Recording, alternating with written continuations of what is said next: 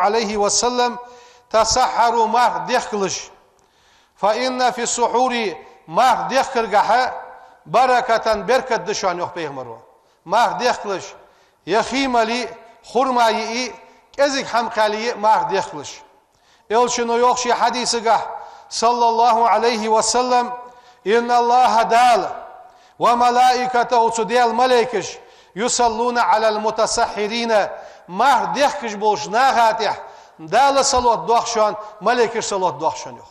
هل حاغتا واشت وي مارخ دخش دال ملقه خيتم گوش باقوين الشنو يخ صلى الله عليه وسلم سان أصحابه يخ پیغمبر والشو خرشي وهو يتسحر پیغمبر مارخ دخش والر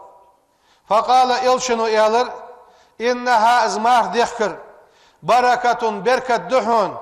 أعطاكم الله دال شاندن يرسو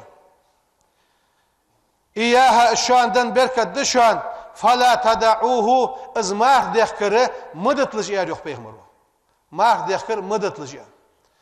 خيل سقو والسونم ديزتس ازم دخكتس ام بعد دوزول مشتت حالسونغا دال بجبوق اخيت ميل بوق ب يلشنو يخ صلى الله عليه وسلم السحور مارخ دخر كله درك بركة بركة دشان فلا تدعوه مدتلجس ولو أن يجرع أحدكم شخص حنيه جرعة من ماء خيقرق بيئ مارخ دخلج أنت فإن الله عز وجل وزي واقي واللهم وملائكته وصديال الملائكة يصلون على المتسحرين وحديث قحيوخ دالي ملائكة مارخ دخش ناخات يحصلوه دخشان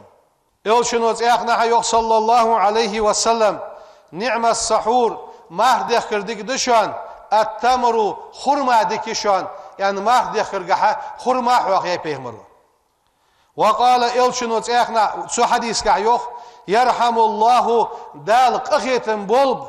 المتسحرين مارخ دخش بول شاريغه دال قخيتن بولب ان پیغمبر